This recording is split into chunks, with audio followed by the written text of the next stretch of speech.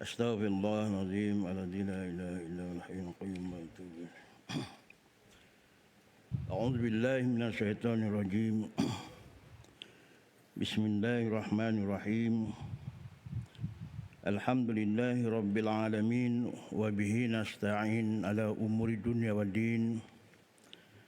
Wassalatu wassalamu ala asrafil anbiya'i wal mursalin sayyidina Muhammadin wa ala alihi wa sahbihi ajma'in.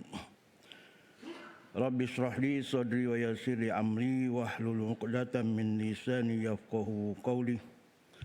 La haula wa la quwata illa billahil 'aliyyil azim, amma ba'd.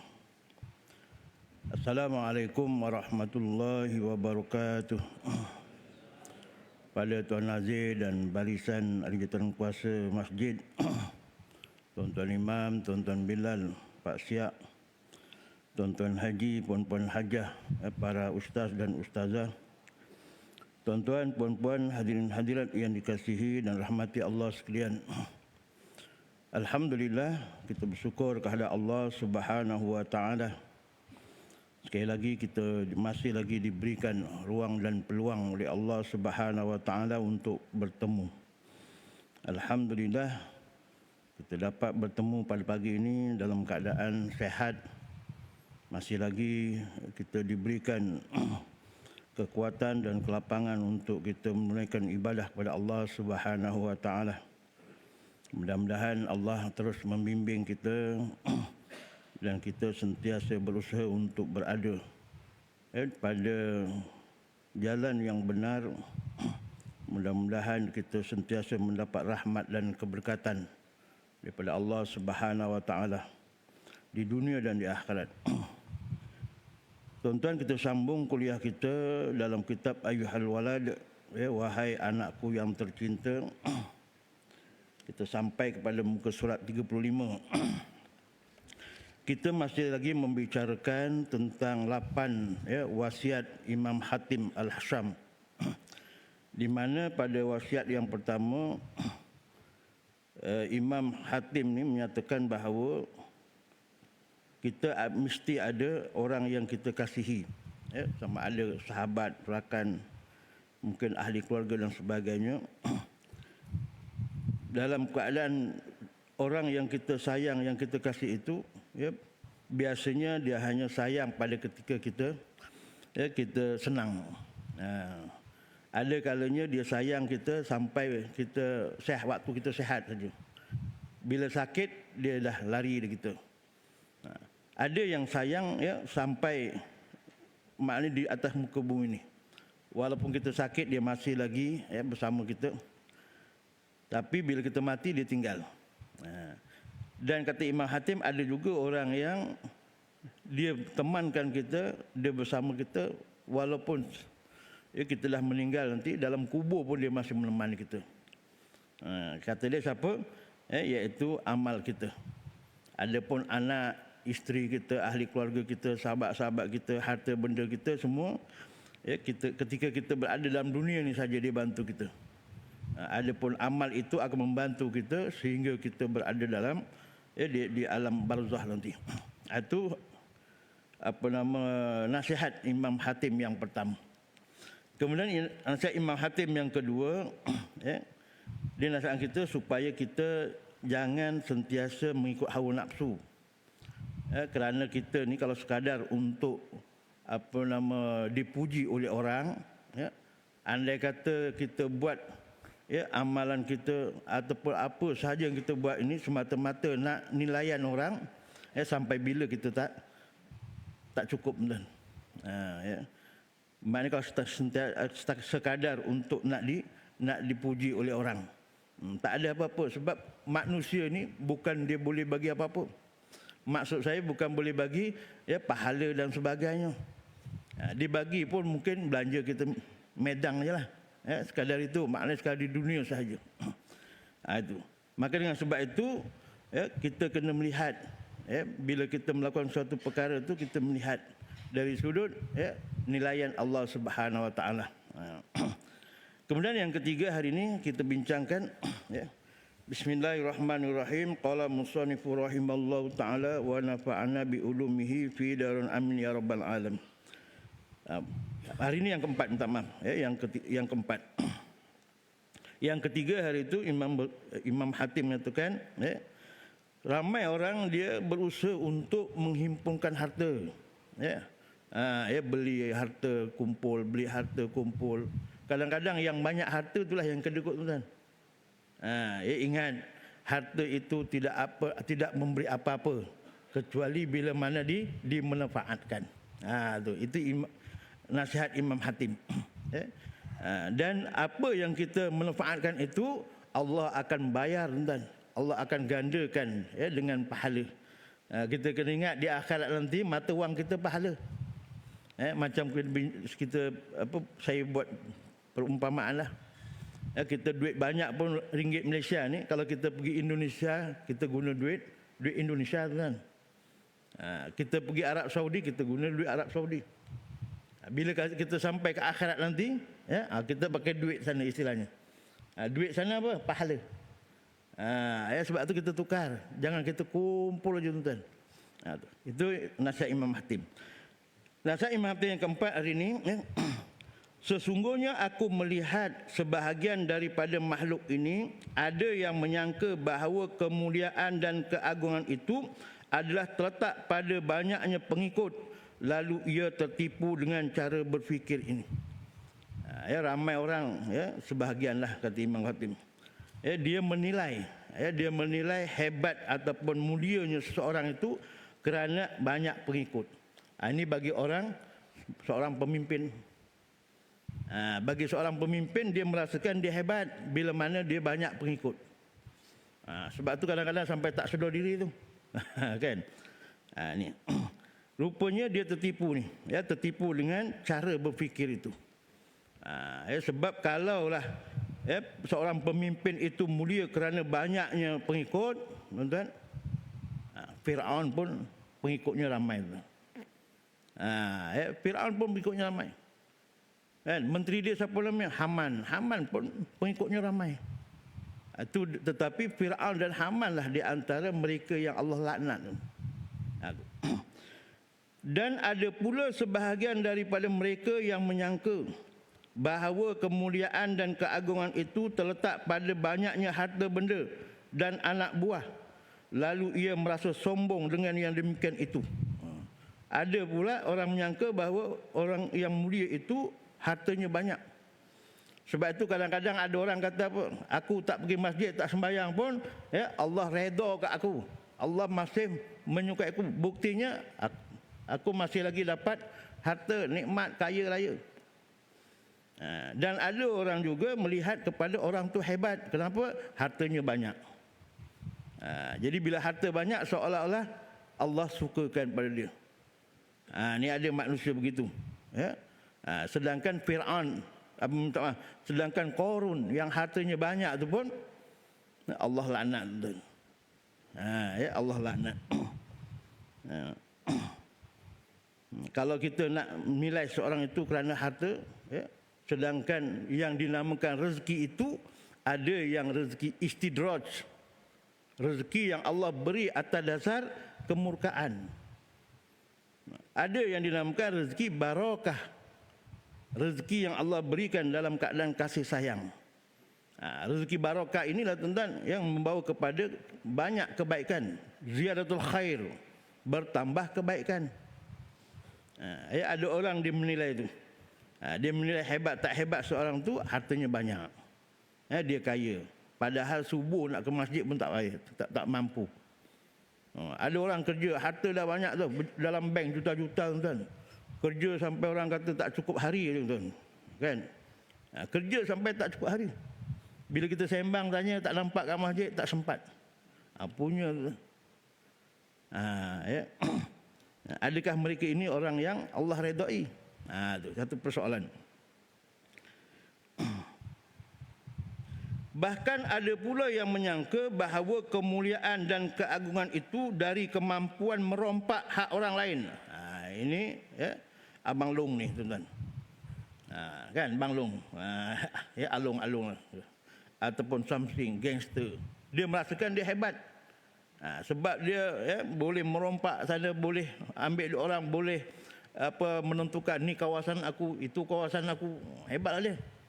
Orang tak berani masuk. Kan? Lu kenal siapa saya? Dia rasa dia hebat. Ya.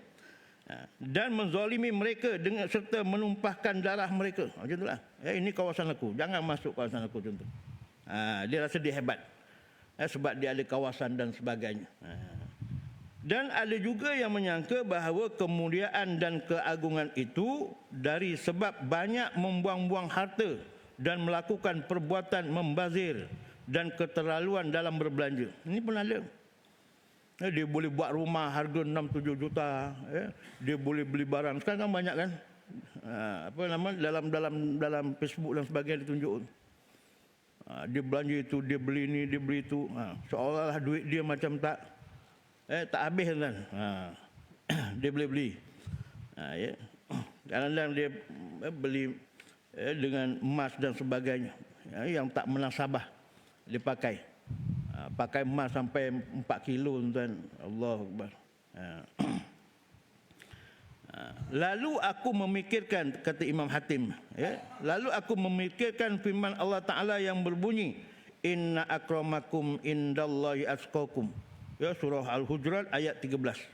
Sesungguhnya orang yang paling mulia di sisi Allah Ta'ala itu ialah orang yang paling tinggi takwanya. Sebab tu tuan-tuan, kita kena ingat, Allah nilai kita, tuan-tuan, hebat tak hebat seseorang itu dinilai dari sudut takwa.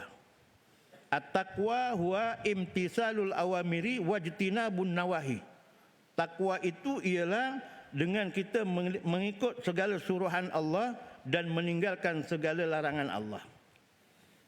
Sebab tu di antara kita nak nilai kita, kalau Allah suruh kita sembahyang jemaah, berapa banyak, berapa kerap kita datang sembahyang berjemaah, itulah hebat, tuan-tuan. Walaupun mungkin dia harta tak berapa ada, walaupun dia tak ada berjawatan, walaupun mungkin dia dari sudut kelebihan harta dan sebagainya tak ada, orang biasa je.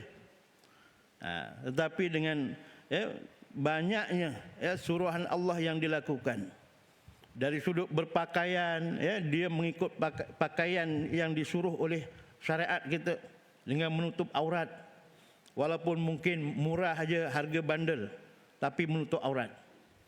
Itulah ciri-ciri orang takwa daripada dibandingkan dengan orang yang mungkin mahal tetapi masih menundukkan aurat. Sebab menundukkan aurat ini melawan perintah Allah. Bila melawan perintah Allah, bukan dinamakan takwa. Dari sudut dia berbelanja, duit banyak, Nabi Allah dalam Islam pun suruh kita belanjakan harta itu untuk perkara-perkara yang baik, umpamanya dengan bersedekah, umpamanya dengan membantu orang yang susah dan sebagainya. Maka berapa banyak sedekah yang dilakukan. Dia bersedekah pun bukan kerana untuk pujian orang, nak ambil gambar masuk dalam Facebook dan sebagainya, baru bersedekah. Kalau tak, dia payah. Contoh, kadang-kadang nampak anak yatim, kadang nampak asnaf yang datang ke rumah pun dia tak layan. Itu contoh. Banyak lagi lah, tuan-tuan. Sebab tu bila kata takwa ni, tuan-tuan, ciri-ciri takwa ini dia menjadikan Al-Quran itu sebagai sumber, sebagai panduan kita. Itu ciri-ciri orang yang bertakwa. Sebab tu dalam ibadah, dia kena ikut daripada Al-Quran, hadis dan sebagainya. Dari sudut sembahyang dia, dari sudut mengeluarkan zakat dia, puasa dia dan sebagainya. Dari sudut muamalat dia, muamalat bermasyarakat, bersosial, jual beli, dia kena mikirkan, aku jual beli ni, pinjam bank ada riba ke tidak, bank konvensional ke bank Islam.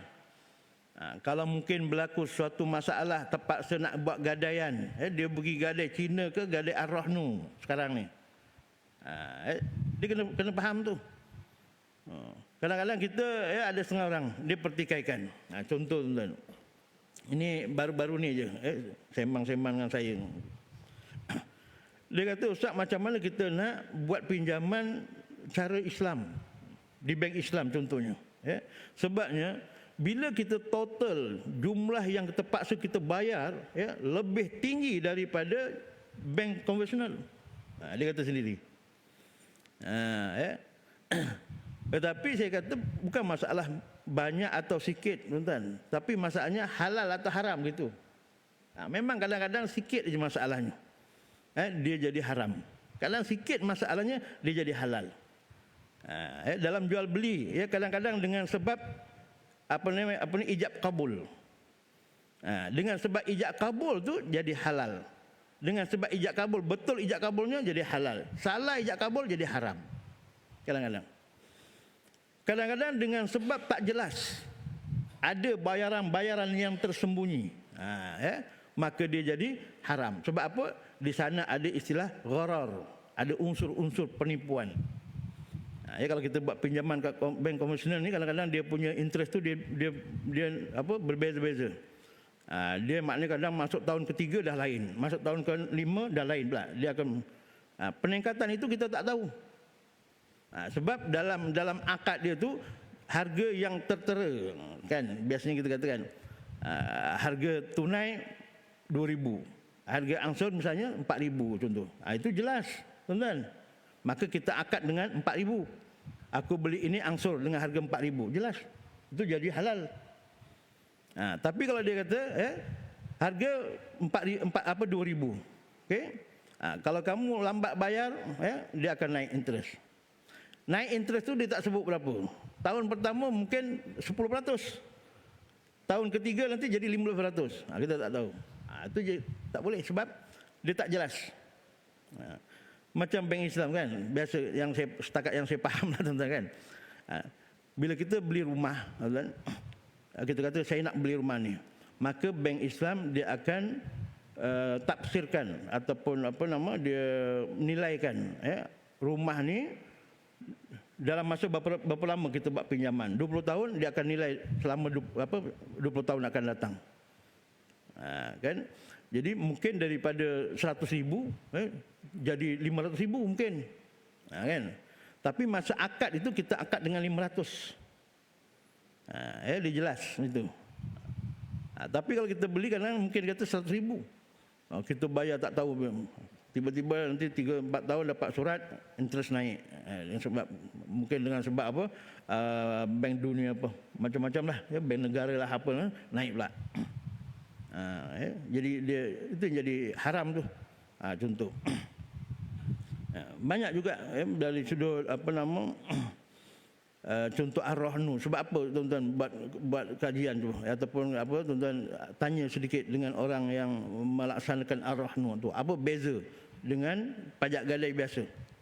Yang jadi haram tu, pajak gadai biasa tu kalau kita pergi ke China kan, sampai tempoh contohnya 6 bulan kita tak tebus, mungkin dia bagi stand sikit lah, 2 minggu ke sebulan, kita tak boleh tebus lagi, maka benda tu burn lah. Kita tak boleh ambil apa dah, habis. Tapi dekat ar-rahnu tuan-tuan, sampai tempoh kita tak boleh bayar, dilanjutkan lagi. Kita tak boleh bayar lagi. Bila tak boleh bayar, dia akan jual. Dia akan jual barang kita tu, kemudian dia tolak hutang kita. Berapa banyak yang kita ambil. Bakinya tu dia akan serahkan pada kita balik. Bakinya. Tu jelas, itu di antara perbezaannya tu, yang saya dimaklumkan gitulah. Sebab tu ar-rahnu tu pajak gadai Islam. Pajak gadai Cina tu biasa. Contoh, banyak benda-benda gitu. Jadi kita kena, yang penting Islam. Maknanya ada peraturan. Begitu juga tuan-tuan dalam munakahat, tuan-tuan. Bukan main senang aja nak nikah. Kena tengok, sebab dia ada syarat-syarat dia. Jangan pada menikah macam cerita bawah pokok aja, tuan-tuan. Tak pasal siapa. Sebab yang nikahkan juru nikah tu, qadi tu, tuan, dilantik, tuan. Wakil sultan tu. Kecuali kita nikah tu wali itulah. Kalau yang tak ada wali, macam mana orang tu nikah keluar? Dia pakai wali hakim. Wali hakim tu siapa? Wali yang dilantik oleh apa nama, ketua agama. Kalau di tempat kita ni sultan lah. Bukan main lantik siapa-siapa ya. Itu ada sindiket dan sebagainya. Dia ada peraturannya. Kena tengoklah halal haram ke, boleh ke tidak ke apa semua. Jangan main aku dah nikah. Ya, tengok-tengok tuan-tuan dia punya surat nikah punya pun meragukan. Contohnya. Tu banyak kes. Bukan kata asal nikah ya. Nikah tu sah ke tidak? Gitu maksudnya. Itu dari sudut muamalat. Begitu juga dengan pembagian harta pusaka dalam bab munakahat, harta pusaka tuan. Ni kadang-kadang ada orang tuan, ya, suami mati. Duit KWSP ada 200,000. Mentang-mentang ada nama isteri punya semua. Mana boleh? Itu harta pusaka tu. Di sana ada anak-anak dia. Bukan isteri aja bulut semua. Tu ada harta pusaka. Sebab tu ada kadang-kadang ada setengah orang anak angkat pun dapat harta pusaka. Macam mana? Anak angkat tak boleh dapat harta pusaka. Ustaz, kesian dia daripada kecil dengan kita. Daripada baby saya ambil umur 2 hari kata macam contoh. Yalah 2 hari pun bukan anak kita. Itu anak angkat. Anak angkat tak boleh dapat harta pusaka kecuali dengan hebah. Hebah ni waktu hidup. Kalau waktu hidup dia tak sempat hebah tuan-tuan kan, untuk anak angkat ni tiba-tiba dia meninggal, jadi harta pusaka. Anak angkat tak dapat. Itu bezanya. Anak angkat dapat juga, tak kesian. Anak angkat dapat itu dia ambil hak orang. Tu 4 orang yang adik-beradik tu, itu hak dia. Banyak kes-kes begitu. Contoh waktu ayah mak hidup lagi, anak sulung ni dia mungkin beza dengan adik-adik kan jauh kan, maka dia buat rumah dekat tepi rumah mak mertua, rumah mak dia lah, kan. Tanah cuma banyak tu je, 2 ekar. Adik-beradik ada 5. Bila mak meninggal, maka tanah yang 2 ekar tu harta pusaka dibagi kepada 5, kan. Tapi ada rumah abang sulung kat situ dah. Rumah abang sulung ni tak boleh usik kata dia. Ini rumah abang, mak yang bagi. Memang mak yang bagi. Mak bukan bagi apa, mak bagi duduk. Kan? Tanah tu masih tanah mak dia. Tanah tu masih tanah ayah dia. Bila ayah meninggal, tanah tu hak tanah pusaka. Kena bagi betul-betul. Habis terpaksalah rumah ni pindah. Ya kena buat pindah lah. Sebab rumah berada di tanah pusaka. Bila dibagi-bagi, tanah tu termasuk kat bagian orang lain. Kena ambil kita. Itu yang apa? Yang lot lidi ni bahaya tuan-tuan.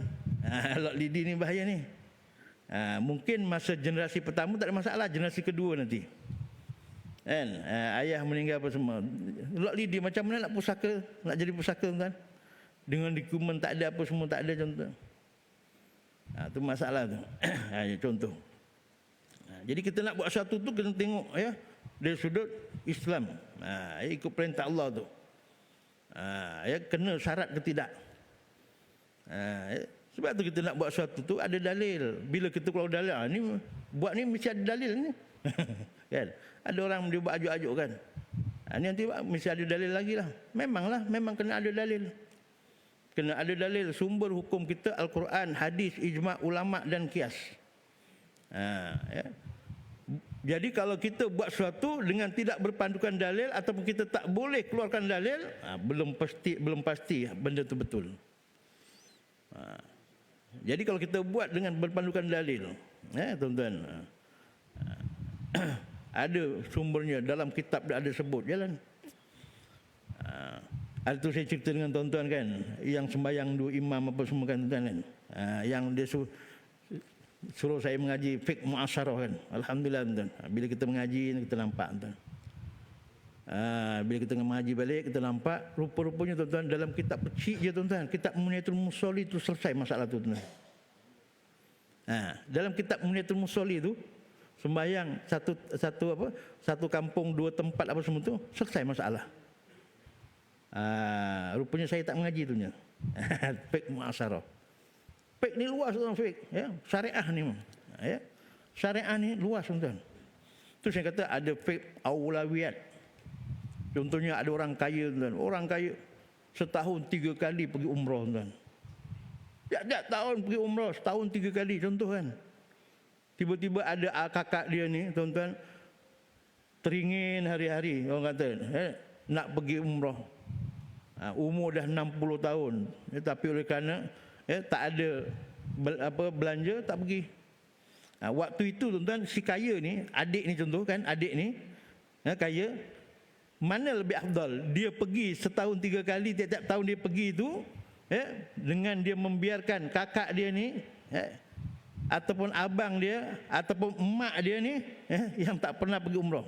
Waktu itu mana yang afdal? Pada ketika itu fiqh aulawiyat, fiqh keutamaan. Maka dia lebih utama sponsor kakak dia pergi umrah. Dia dah syariat dia tak tahun pergi. Dia maknanya mengeluarkan belanja untuk kakak dia pergi umrah tu lebih afdal daripada dia pergi umrah. Waktu itu. Itu namanya fiqh aulawiyat. Tu ada fiqh muasyarah lagi macam-macam. Fiqh muasyarah, fiqh dalam keadaan masyaqah, dalam keadaan kesusahan. Kan? Itu yang sekarang orang yang dialisis, orang yang sakit, yang susah untuk nak bergerak. Maka majlis fatwa dah keluarkan boleh sembahyang jamak. Boleh sembahyang jamak. Rupa-rupanya dalam kitab Mata'an Badrin, tuan-tuan. Tak payah kitab besar-besar, kitab Mata'an Badrin yang kita dulu belajar tu. Ada lagi tu. Dalam kitab tu lagi dengan sebab hujan dia boleh sembahyang jamak. Contohnya musim hujan, banjir kan, satu hari hujan daripada pagi hujan tuan-tuan. Pada waktu itu datang sembahyang zuhur, ni tengok gaya ni asar nanti tak berhenti juga ni. Dia sembahyang jamak zuhur dengan asar. Nanti asar tak payah datang masjid. Tu dalam kitab Mata'an Badrin je. Rupa-rupanya kan. Kan. Tu benda ni semua dah ada dah. Cuma ilmu kita. Begitu jugalah tuan-tuan. Kalau kita cuma memikirkan dari sudut dunia ni tuan-tuan, jadi kita tak memikir, kita tak melihat apa penilaian di sisi Allah Ta'ala. Rupanya berpandukan kepada ayat inna akramakum indallahi atqakum, sesungguhnya orang yang paling mulia di sisi Allah Ta'ala itu ialah orang yang paling tinggi nilai takwa.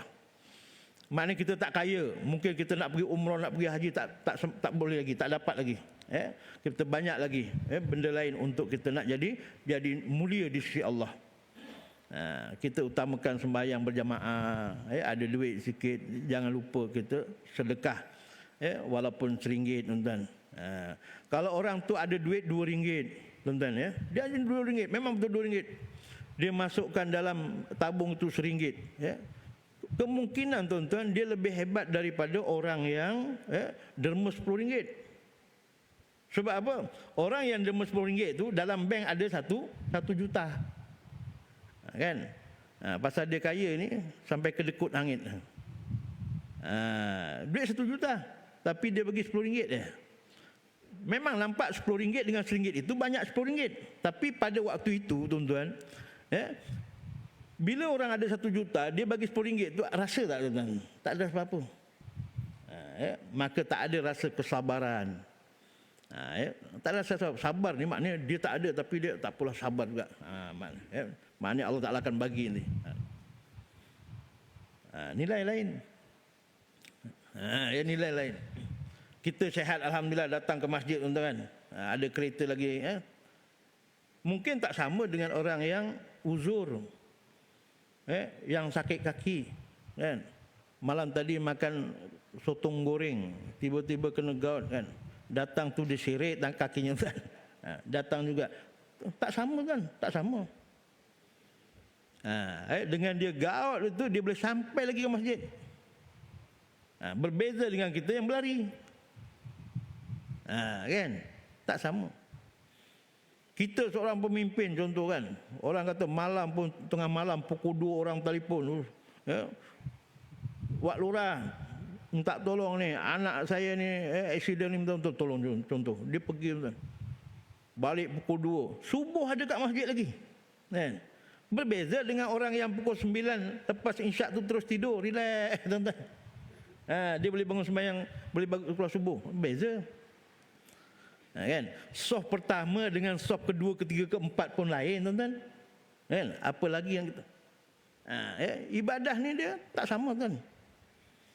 Melihat kepada mujahadah kita, kesabaran kita, keikhlasan kita. Dia beza.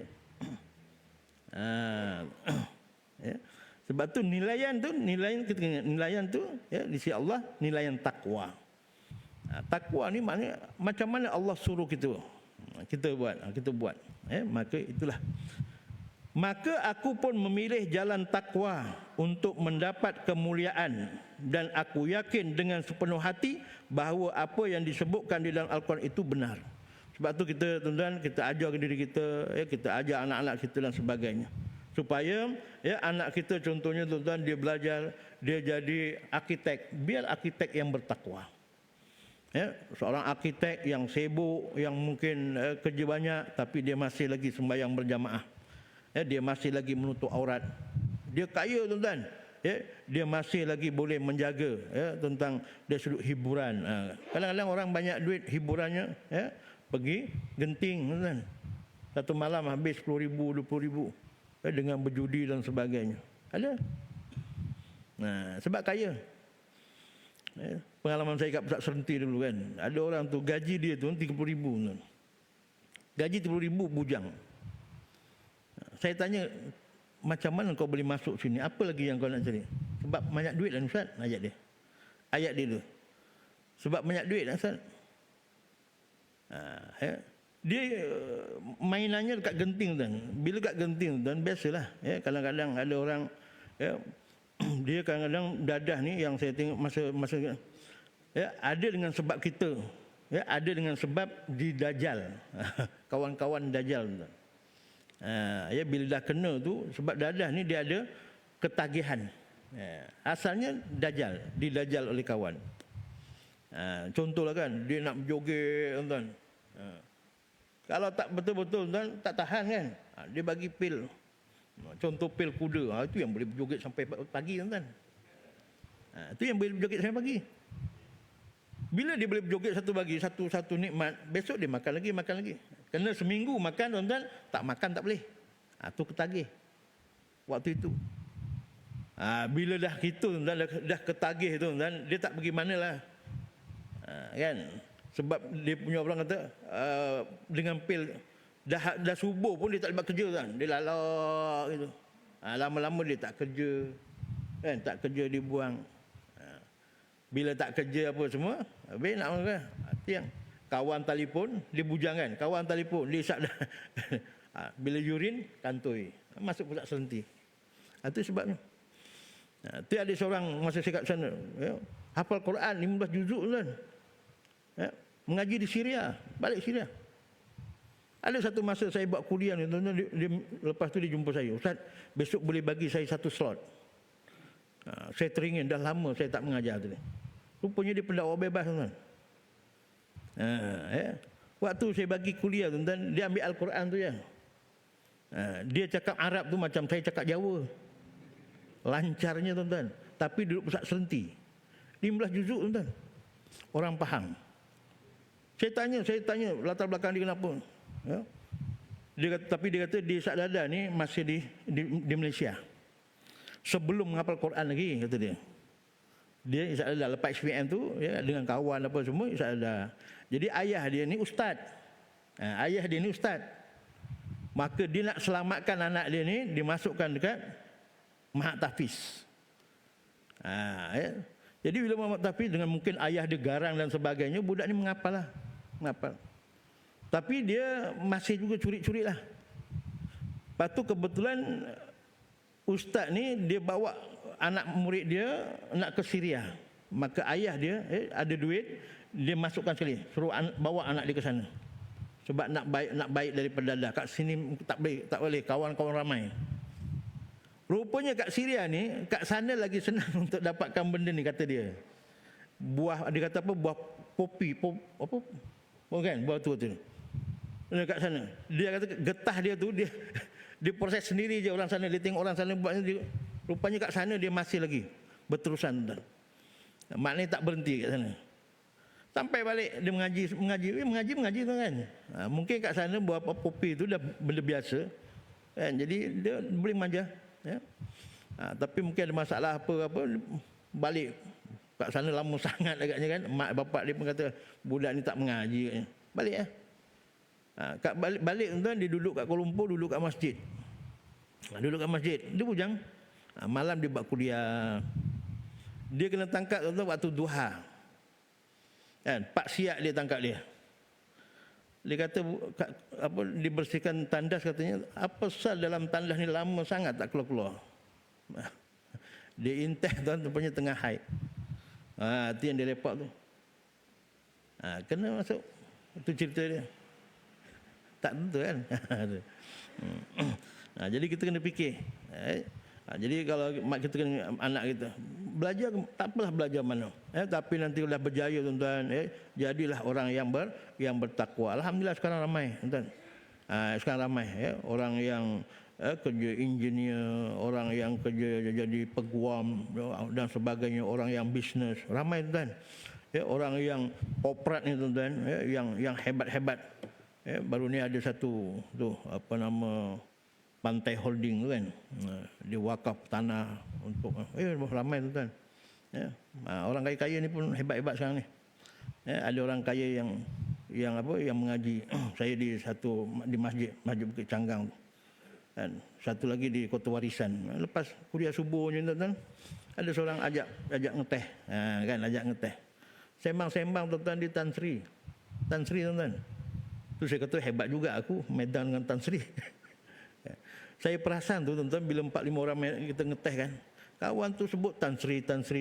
Lepas tu satu Datuk. Saya tanya, jadi kerdil buat kita rasa tapi kan, tapi tak apa tu. Hebat kan tu. Dia cerita, dia tanya tempat-tempat yang boleh dia bantu dan sebagainya. Ramai, alhamdulillah. Tu yang kita nak tu tuan-tuan. Itu macam saya sebut tu, ada orang dia komplain tapi dia dengan duit. Ustaz, panaslah Ustaz hari Jumaat, kena pasang giant fan. Kan? Apa ni kasih kan? Kata boleh ke Ustaz? Boleh tapi duit tak ada. Kalau ada duit boleh ke Ustaz? Kata dia. Boleh lah, kalau duit tak ada masalah. Dia tulis cek lah. Dia cek 35,000. Ustaz carikan. Jadi tu orang jenis macam tu. Ustaz, kita ni kena ada macam ni Ustaz. Kena ada macam ni. Boleh, kita ada duit semua boleh. Kalau ada orang nak bagi duit, dia ayat dia kata orang nak bagi duit tu. Nanti saya carikan Ustaz. Padahal dia yang bagi. Tengok nama cek nama syarikat tu dia punya kan. Ni orang-orang yang bertakwa ni. Sebab dia tak ada nak nilai untuk orang nilai dia, tak ada. Takwa ni tu. Tu. Jadi kita kemuliaan tu dari sudut takwa. Jadi kita jagalah tuan-tuan, kita usahakan. Kita nak jadi orang kaya pun kadang bukan kita lah kan. Harta pun tak berapa lah. Alhamdulillah makan tu cukup kan tuan-tuan kan. Anak-anak kita boleh bagi tanah anak-anak, boleh belikan kereta, rumah dan sebagainya mungkin, alhamdulillah lah. Jadi jangan kita rasa itu besar tuan-tuan sehingga kita tak ingat Allah Ta'ala, tak ingat dosa pahala, tak ingat surga neraka tuan-tuan. Kita cerita surga neraka, ayat dia ingat surga bapak dia punya. Kita cuma cakap je buat macam ni masuk surga, buat macam ni masuk neraka. Bukan kita bagi surga tuan-tuan. Kadang-kadang ada orang marah dengan tok guru, dengan ustaz-ustaz ni. Kan buat macam ni masuk surga, buat macam ni masuk neraka. Dia kata kita punya surga neraka. Kita cuma menyampaikan je tuan-tuan. Tapi pasal dia sakit hati, yang pantang masuk neraka tu dia sakit hati sebab dia buat benda tu. Dia buat benda tu, kita kata orang buat macam ni masuk neraka, dia terasa dia. Jadi seolah kita cakap hal dia. Begitu juga tuan-tuan, tuan-tuan macam kita kan, kita duduk di masjid, tiba-tiba ustaz sebut tu terasa kita tuan-tuan. Ustaz ni cakap aku ke? Jangan cakap itu tuan-tuan. Itu tanda-tanda hati kita hati yang hidup. ada iman dalam hati. Bila orang cerita tentang kebenaran, kita rasa seronok. Kan, orang yang beriman tuan-tuan, bila cerita tentang syurga neraka, gemetar hatinya. Maknanya bila cerita tentang syurga, ada rasa nak. Itu maknanya ada iman. Bila cerita tentang neraka, ada rasa takut. Itu rasa ada iman. Ini bila cerita neraka, dia rasa dia, orang ni nak kenakan dia je. Orang yang main kuliah ni tak tahu, dia bukannya kasar tuan-tuan. Tuan-tuan ni apa tak ada. Bukan macam Imam Al-Ghazali, Imam Syafi'i, dia tahu kan. Allah Ta'ala bagi dia kasaf tu. Kita tak ada tuan-tuan. Kita tolong bacakan kitab je. Jadi tuan-tuan kasih sekalian, nasihat Imam Hatim yang keempat ni tuan-tuan, maka kita kena ingat bahawa nilaian kepada apa yang kita lakukan di atas muka bumi ini dinilai dari sudut takwa, bukan dinilai dari sudut banyaknya harta, handsome-nya kita, bukan. Jadi bila kata nilai takwa itu, pastikan apa yang kita buat pertama menepati dengan syarak. Itu yang pertama. Menepati dengan hukum syarak. Jadi nak tahu tepat tak tepat dengan hukum syarak, kena belajar. Kita duduk dalam majlis-majlis ilmu, kalau tak kita tak tahu. Bab sembahyang pun, kalau orang yang tak mengaji, tak duduk dalam majlis ilmu tuan-tuan, orang kata ke laut sembahyang dia. Bahasa sekarang kan. Cuba tengok kadang-kadang kita, sekurang-kurang rokok. Kalau kita bincangkan, sekurang-kurang rokok, tangan sampai ke lutut. Ada orang tunduk tak sampai ke lutut lagi tangannya. Sami Allah liman hamidah. Tak sah. Sekurang-kurang rukuk, sekurang-kurang sujud, 7 anggota mesti kena kat lantai. Dahi, 2 tangan, lutut dan 2 kaki. Kaki itu mesti kena perut jari. Sekurang-kurangnya perut jari kena lentik. Tak lentik kalau terangkat je kakinya, tak sah. Sujud tak sah, sembahyang tak sah, sebab sujud itu rukun dalam sembahyang. Takbiratul ihram, syarat takbiratul ihram tu menyebut Allahu Akbar, sebab dia rukun qauli, sebutan kena betul. Kalau dia Allahu Akbar, setengah ulama kata tak sah. Sebab apa maknanya? Bila kami Allah, adakah Allah itu maha besar? Tu di antara 2 kesalahan menyebut takbir. Dipanjangkan pada ataupun dipanjangkan pada bar. Sebab bertukar makna dia. Tu. Kadang-kadang ada orang tu. Contoh, kalau tak mengaji tuan-tuan, belum tentu sembahyang kita betul. Itu bab sembahyang, apalagi bab lain. Tu, wallahu alam, setakat itu untuk pagi ni. Tuan-tuan, pagi ni tak ada pergi mana kan, tuan-tuan rehat kan. Malam tadi jaga malam kan. Jadi lambat, tuan-tuan tak marah kan, lambat sikit 7.30. InsyaAllah mudah-mudahan sedikit perbincangan kita, mudah-mudahan dapat memberi manfaat kepada diri saya dan diri tuan-tuan. Teruskan usaha kita tuan-tuan, teruskan usaha kita. Mudah-mudahan Allah akan bayar dengan kesabaran kita, dengan usaha kita ini, dengan surga Allah Subhanahu Wa Taala. Sekian setakat itu untuk pagi ini. Wabillahi taufiq wal hidayah. Assalamualaikum warahmatullahi wabarakatuh. A'udzu billahi minasyaitonir rajim. Bismillahirrahmanirrahim. Alhamdulillahi rabbil alamin, wassalatu wassalamu ala asrafil anbiya'i wal mursalin Sayyidina Muhammadin wa ala alihi wa sahbihi ajma'in. Allahumma sallimna wa sallim dinana wa sallim tauhidana wa sallim ma'rifatana wa sallim ajsadana. Allahumma aftah abwabal khair wa abwabal barakah wa abwabal ni'mah wa abwabal quwwah wa abwabal salamah wa abwabal jannah. Allahumma jam'ana hadza jam'ana marhuma wa tafarruqana min ba'di tafarruqa ma'suma. Ya Allah, ya Tuhan kami, jadikanlah pertemuan kami pada pagi ini ya Allah pertemuan yang mendapat rahmat dan keberkatan-Mu, dan jadikanlah perpisahan kami selepas ini perpisahan yang mendapat keampunan-Mu ya Allah. Rabbana atina fid dunya hasanah wa fil akhirati hasanatan wa qina azabannar. Wa sallallahu ala sayidina Muhammadin nabiyil ummi wa ala alihi wa sahbihi ajma'in. Subhana rabbika rabbil izzati amma yasifun wa salamun alal mursalin walhamdulillahi rabbil alamin. Taqabbalallahu minna wa minkum. Sallallahu alaihi